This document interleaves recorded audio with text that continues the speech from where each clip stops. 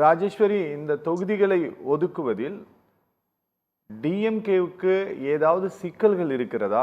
இல்லை இது இன்னும் முடிவடையாமல் இன்னும் மக்கள் நீதி மையம் இன்னும் முடியல, தேமுதிக இன்னும் முடியல, சிபிஎம் இன்னும் முடியல, விசிக இன்னும் முடியல, அதனால் இதில் ஏதாவது சிக்கல்கள் இருக்கிறதா? ஏன்னா இவங்க எல்லாருமே நீண்ட காலமாக டிஎம்கேவினுடைய மேடையை பகிரக்கூடியவர்கள், கரம் கோர்த்து உங்களோடு பயணித்து கொண்டிருப்பவர்கள். வணக்கம். ஆக்சுவலி என்ன அண்ணன் சொன்ன போல இங்க இப்படிதானே சார் நடக்கணும். இப்ப ஒரு கூட்டணிக்காக நம்ம பேசும் பொழுது, கூட்டணி பேச்சுவார்த்தை நடத்தும் பொழுது இப்படிதான் நடக்கணும். இப்படி நடக்கிறது இல்ல, இப்படி நடக்கிறதான ஒரு சரியான ஒரு விஷயமா இருக்கும். இப்ப எந்தெந்த கட்சிகள், அண்ணா ஒரு நிமிஷம் இருங்க, நீங்க பேசும்போது நான் குறுக்கிடல, நான் பேசும்போது நீங்க குறுக்கிடாதீங்க. இந்த மாதிரிதான் நடக்கணும். ஒரு கூட்டணி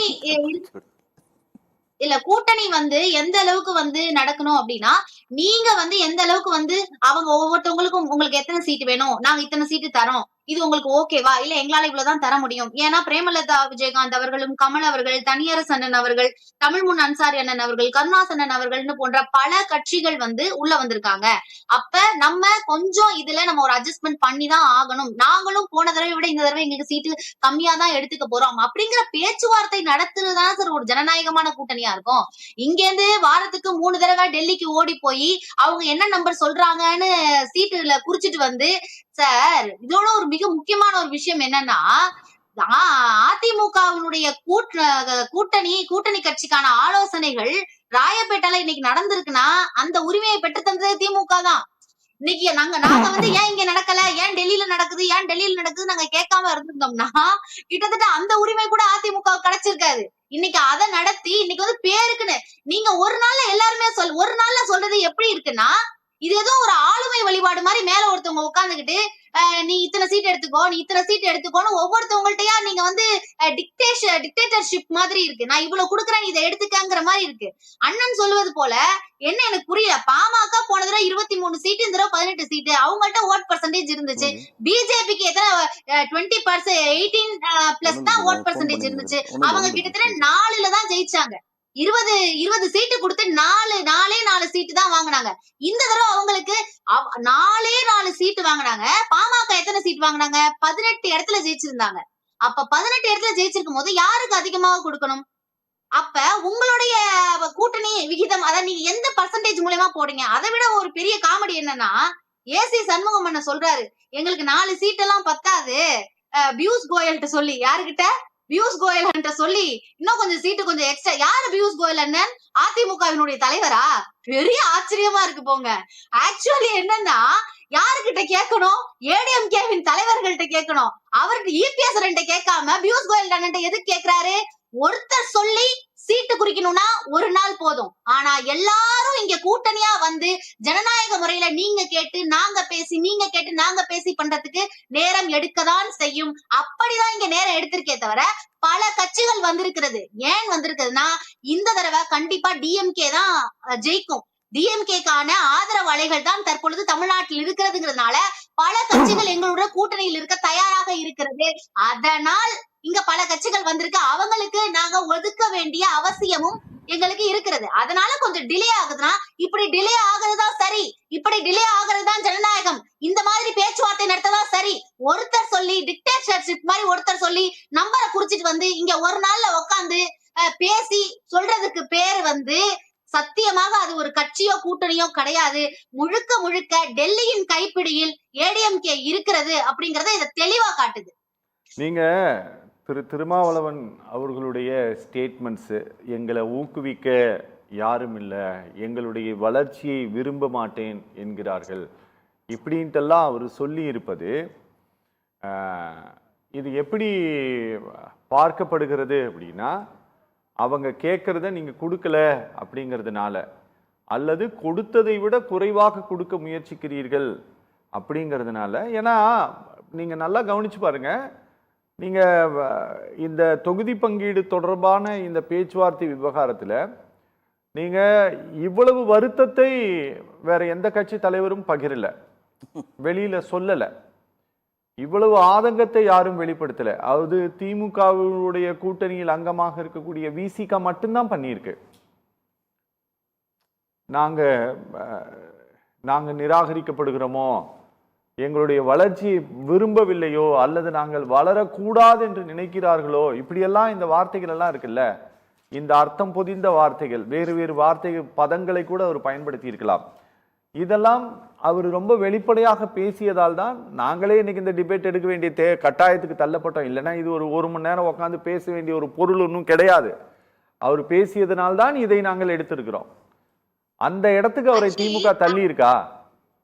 இல்ல அப்படியெல்லாம் கிடையாது. என்னன்னா, நீங்க ஸ்டார்டிங்ல இருந்தே பாத்தீங்கன்னா 99ல இருந்தே முதல்ல வந்து விசிகா வந்து மூப்பனார் அண்ணனோட கூட்டணி வச்சதுல இருந்து, அதுக்கப்புறம் பல பேராக அவர் 2001 2006 பல பேரா கூட்டணி வச்சு அவர் வந்து கிட்டத்தட்ட மக்கள் நல கூட்டணியில 2016 வச்சிருந்த போதும் கூட அவங்க வந்து திமுக அகைன்ஸ்டா தான் இருந்தாங்க. அப்படி இருந்துமே கூட நாங்கள் திருமா அண்ணன் வந்து 2017 வரும்போது எல்லாருமே நாங்க அனுசரிச்சு ஏத்துக்கிட்டோம்.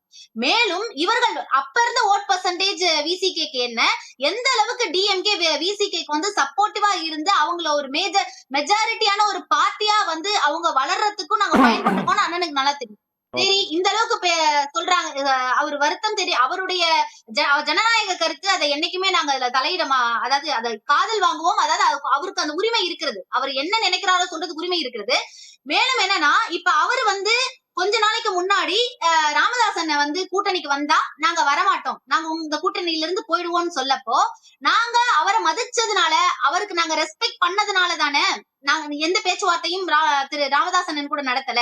அப்ப நாங்க எந்த வகையிலுமே மரியாதை கொடுக்காமலையோ ரெஸ்பெக்ட் பண்ணாம கேட்டிருக்கோம். ஏன்னா தற்பொழுது நிறைய கூட்டணிகள் வந்ததுனால ஒரு சில சூழ்நிலைகள் நிலவுகிறது, அதனால பேச்சுவார்த்தை இழுக்குதே தவிர அதை வந்து கண்டிப்பா அது அவங்களுக்கு ஒரு விதமான மனசோர்வுகளை ஏற்படுத்ததான் செய்யும். இங்க மேலோட்டமா பாக்குற இப்ப வந்து என்னதான் தலைமை அப்படிங்கிற ஒரு விஷயம் இருந்தாலும் தொண்டர்கள், இரண்டாம் கட்ட மூன்றாம் கட்ட தலைவர்களுக்கு தான் இது ஒரு விதமான சோம்பலை கொடுக்கும். ஐயோ என்னடா அப்படின்ற மாதிரியான ஒரு எண்ணத்தை கொடுக்கும். அதையும் சரி செய்து என்ன செய்ய வேண்டுமோ அதை எங்களுடைய தலைவர் தெளிவாக செய்வார். திருமா அண்ணனும் அதற்காக துணை நிற்பார். ஏன்னா திருமா அண்ணன் தெளிவா சொல்லிட்டாரு, எங்களுடைய கூட்டணிங்கிறது திராவிட முன்னேற்ற கழகத்துக்கு தான். ஏன் இப்பொழுது சண்முகமன்னன் கூட தற்பொழுது 4:30 மணிக்கு பேசினப்ப கூட அண்ணன் என்ன சொன்னாருன்னா, எங்களுடைய கூட்டணி திமுக கூட தான், ஆனா 5 6 அப்படிங்கறத நாங்க சொல்லியிருக்கோம்.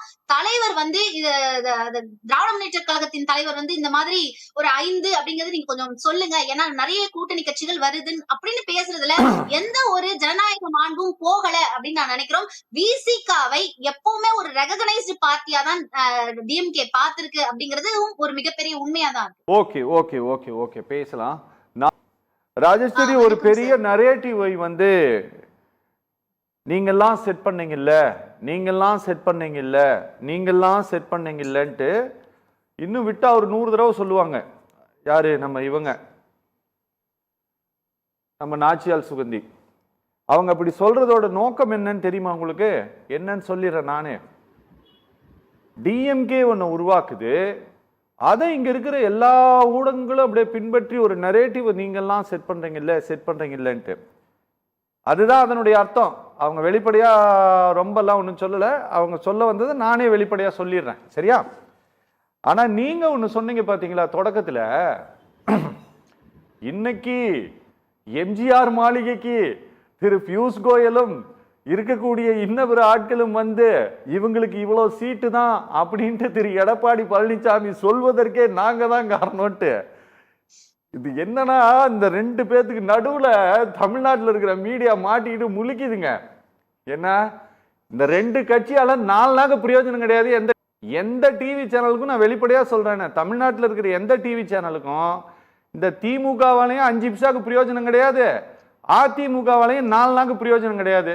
ஆனா எல்லாருக்கும் இந்த டிவி சேனல் தான். Are you quite sure about this statement? இல்ல மேடம், நான் சொல்றேன் மேடம், 5 பைசாக்கு பிரயோஜனம் கிடையாது இந்த 2 கட்சியாலையும். எங்களுக்கு திமுகவால் லாபம் இல்லை. நான் சொல்றேன் பாருங்க, செய்தித்துறையிலிருந்து எந்த விளம்பரங்களும் வருவதில்லையா? எந்த விளம்பரம்? கவர்மெண்ட் விளம்பரம் அபிஷியலா வருதுங்க. கொஞ்சம் பொறுமையா இருங்க மேடம். நீங்க சொல்றதெல்லாம் உண்மை நினைக்கிறீங்களா? நாங்க ஒரு நிர்வாகத்தை நடத்துறோம், எங்களுக்கு தெரியாதா? ஒரு நிமிஷம் இருங்க மேடம், யூடியூப்ஸ்க்கு குடுக்குறாங்க மேடம், ஒரு நிமிஷம் இருங்க சார். மேடம், அதுக்கு அலாட்மெண்ட் இருக்கு, போற வரவனுக்கெல்லாம் தூக்கி கொடுத்துட முடியாது, ஒரு அலாட்மெண்ட் இருக்கு. நீங்க எல்லாருக்கும் தான் கொடுப்பாங்க. கொடுத்திருக்காங்க சார். ஆமா கொடுத்தாங்கன்னா சரி கொடுத்தாங்கன்னா என்ன உங்களுக்கு என்ன பிரச்சனை? உங்க டைம்ல நீங்க பேசிக்கோங்க உங்க டைம்ல நீங்க பேசிக்கோங்க. The question is for me, not for you. கொஞ்சம் பொறுமையா இருங்க. The question is for me, not for you. உங்க டைம்ல நாங்க உங்களை எந்த கருத்தும் நாங்க சொல்ல விட மாட்டோம். கொஞ்சம் பொறுமையா இருங்க.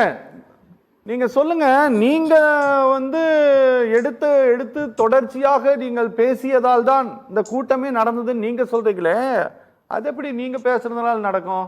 ஏடிஎம்கே ரொம்ப பவர்ஃபுல் பார்ட்டிங்கிறத அவர்கள் திரும்ப நிரூபித்திருக்கிறார்கள். ஒரு பெரிய பொய் நரேட்டிவை நாங்க உடைச்சிருக்கிறோம், இப்ப மூஞ்ச கொண்டு போய் எங்க வச்சுக்கிறீங்க அப்படின்ட்டு மேடம் பேசினாங்கல்ல, கொஞ்சம் பதில் சொல்லுங்களேன். அதாவது இவங்க பேசுறது எப்படின்னா முழுக்க கற்பனை மாதிரி இருக்கு. ஏன்னா நமக்கு கண்ணுக்கு முன்னாடி இதுக்கு முன்னாடி எத்தனை டைம் வந்து அதிமுகவினுடைய பிளேஸ்ல ஆலோசனை கூட்டம் நடந்திருக்கு. சரி இதை விடுங்க, வேட்பாளர் பட்டியல் பேசினாங்களே, சரி இந்த கட்சிகளுக்கு எந்தெந்த கூட்டணி வந்து கட்சிகள் உள்ள வந்து அதிமுக உட்கார்ந்து கூட்டணி பேசின ஏதாவது ஒரு காட்சியை நம்ம படத்துல பார்த்தோமா? இல்லது ஊடகங்கள் போட்டுச்சா? ஏன் இவங்க பேசுறத வந்து ஊடகங்கள் படம் பிடிக்க கூடாதுன்னு ஏதாவது கட்டுப்பாடு இருக்கா? வெளியில நிக்க வச்சிருக்காங்களா அதிமுகல இருந்து உள்ள வரக்கூடாதுன்னு? அப்படியெல்லாம் கிடையாது. சரி இன்னைக்கு ராயபுரம் அலுவலகத்துல போய் ஊடகங்களால பணம் எடுக்க முடியுது இல்ல, அப்ப இத்தனை நாள் நீங்க எத்தனை கூட்டணி கூட ஆலோசனை கூட்டம் நடத்தி இந்த முடிவை எடுத்தீங்க? அதுக்கான டேட்டா உங்ககிட்ட இருக்கா? அல்லது ஒரு புகைப்படம் இருக்கா? அல்லது ஒரு வீடியோ இருக்கா? நீங்க போயிட்டு வந்ததுக்கான முழு வீடியோவும் என்னன்னா டெல்லிக்கு ஓடி போயிட்டு நீங்க வந்தீங்க. அதனால எங்களுடைய முதல்வர் ரொம்ப தெளிவா கேட்டாரு, ஏன் டெல்லிக்கு ஓடி போறீங்க? ஏன் உங்கள்கிட்ட இங்க அலுவலகமே இல்லையா? 1க்கு 3 நாள் அலுவலகம் இருக்குல்ல, அங்க கூட்டணி நடத்த கூடாதா? உங்களுக்கு அந்த உரிமையை கொடுக்கலையான்னு கேட்டதுக்கு அப்புறம் இன்னைக்கு அவங்களுக்கே அதிமுகவுக்கே உரிமையை நாங்கள் தான் பெற்று தந்திருக்கிறோம், அதனால இன்னைக்கு பியூஷ் கோயல் அங்க வந்து உட்கார்ந்து நடத்தினாரு. இல்லன்னா அது கமலாலயத்துல கூட நடந்திருக்கலாம், யாருக்கு தெரியுங்கிற ஒரு கேள்வி. மேலும் மேடம் பேசும்போது ஹெச் ராஜா அண்ணன் வந்து சொன்னாரு ஸ்டாலின் இஸ் மோஸ்ட் டேஞ்சரஸ் இன் கருணாநிதி. அத ஒண்ணு நாங்க அதென்ன நெகட்டிவ் இதுல எடுத்துக்கலையே. எஸ் அவர் வந்து டேஞ்சரஸ் தான். அவர் வந்து என்னைக்காவது ஒரு நாள் யாரையாவது கோபமாவோ அசிங்கமான வார்த்தையோ இல்ல எதிர்கட்சி தலைவிகளை பண்பு இல்லாம ஏதாவது ஒரு இடத்துல நடத்திருக்காரா? இல்ல. இங்க வந்து ப்ரொடெக்டிவ் நேச்சர்ல தான் ஒவ்வொரு இடத்துல நடந்திருக்காரு. அவரோட குட் மேனலிசத்தை எத்தனையோ பேர் பாராட்டி இருக்காங்க. அவர் அப்படிப்பட்ட ஒரு தலைவரா தான் இருக்காரு. ஏன் ஹெச் ராஜா அண்ணன் உடல்நிலை சரியில்லாம இருந்த போது அவரை நேரே சென்று பார்த்த ஒரு தலைவர்னா அது மு.க. ஸ்டாலின் அவர்கள் தான். இங்க இவ்வளவு பிரச்சனைகள் போயிட்டு இருக்கு. இப்ப ரீசெண்டா வந்து மொழிப்போருக்காக நம்மளுடைய சிவா திலீபன் அவர்கள் உயிரிழந்தாங்க. இவங்க ஏதாவது அறிக்கை விட்டாங்களா? அக்கா பேசுறாங்கல்ல, ஊடகங்கள் உங்களை தப்பா காட்ட பாக்குறாங்க, உங்களுக்கு மட்டும்தான் கிட்டத்தட்ட சொம்பு தூக்குறாங்கிற மாதிரி பேசிட்டு இருக்காங்களே, ஏன் இவங்க வந்து அதுக்கு அறிக்கை விட வேண்டியதானே? மொழிப்போர் பத்தி இவங்க பேசுறாங்கல்ல, மொழிப்போருக்கா இன்னைக்கு ஒருத்தர் உயிரை விட்டுருக்காரு. அவரை பத்தி ஒரு இது மாதிரி நான் அவருக்கு வருத்தம் தெரிவிக்கிறேன், இனிமே இது மாதிரி பண்ணாதீங்கன்னு ஏதாவது ஒரு அறிக்கை அதிமுக இருந்து வெளில வந்துச்சா? இல்ல அது ஊடகங்கள் போட மாட்டேன்னு சொன்னாங்களா? அப்படியெல்லாம் கிடையாது. இவங்க எதுவுமே பேசுறது இல்ல. இவங்க பேசணும்னு நினைச்சாவே நேரா டெல்லி போன்ல தான் வாய வச்சு பேசுவேன்னா ஊடகங்கள் அதை புகைப்படம் எடுத்தோ வீடியோ எடுத்தோ போட முடியாத சூழ்நிலையில் தான் இருக்கிறோம். மேலும் எங்களுக்கு துணிச்சல் இருக்கிறது. 1977 கலைஞர் அவர்கள் 230 இடத்துல தனியா நின்னாரு. இவங்க ஜெயலலிதா அவர்கள் எத்தனை பேரை கூட்டணி சேர்த்துட்டு தனியா நின்னாங்க? ஜெயலலிதா இவங்க ஒரு ஃப்ரேம் செட் பண்ணலையா? 16ல தனியா தானங்க நின்னாங்க. இல்ல தனியா நிக்கல சார். எப்படி இவங்களுடைய சின்னத்துல நிக்க வச்சாங்க? எத்தனை பேரை? சேகு தனியரசு அண்ணன், சரத்குமார் அவர்கள், அப்புறம் தமிழ்முன் அன்சாரி அவர்கள், ஷேக் தாவூத் அவர்கள், கருணாஸ் அவர்கள், இவர்கள் எல்லோருமே ரெட்டையில நின்னு ஜெயிச்சாங்க. அப்ப ரெட்டலைங்கிற அந்த ஒரே ஒரு சின்னத்துல நிக்க வச்சு உங்களை ஜெயிக்க வச்சா அது தனியா நின்று ஜெயிச்சது ஆயிடுமா? அப்ப 1977 கலைஞர் தனியா நின்று 230 தொகுதியில நினைச்சாரு. அது இப்ப நீங்க ஒரு பொய் ட்ரெண்ட் செட் பண்றீங்களே, அந்த மாதிரி ஒண்ணு நாங்க செட் பண்ணல. நாங்க தனியா நின்று 230 தொகுதியில அன்னைக்கு நாங்க போட்டியிடறதுக்காக வேட்பாளரை அனுபவிச்சோம். இங்க ஊடகங்கள் எது நடக்குதோ அததான் காட்டுறாங்க. நீங்க இன்னொன்னு வந்து எங்களை பத்தி என்ன பேசாமலையா இருந்தாரு? கொஞ்ச நேரத்துக்கு முன்னாடி அண்ணன் வந்து விசிகாவை பத்தி எங்கள்கிட்ட கேள்வி கேட்கலையா? இல்ல நாங்க பதில் சொல்லலையா? அப்படியெல்லாம் கிடையாது. நீங்க எதுவும் செய்யல. ஒரு மொழிக்காக ஒருத்தர் உயிரிழந்திருக்காரு, அவருடைய பேரை உங்களால சொல்ல முடியல. நம்மளுடைய அண்ணன் அவர்கள் இறந்து போனாங்க சிபிஎம்ல, நல்லக்கண்ண ஐயா அவர்கள். அவர்களுடைய மரணத்துக்கு உங்களால வர முடிஞ்சதா? ஏன் வரல? ஏன் ஒரு சாதாரணமான ஒரு விஷயத்தை கூட நீங்க ஏன் தெரிவிக்கல? ஓகே ஒரு அரசியல் தலைவராக நீங்க எடுத்து காட்டுக்கிறீங்களா அப்படிங்கிற ஒரு கேள்வி இருக்கு. ஓகே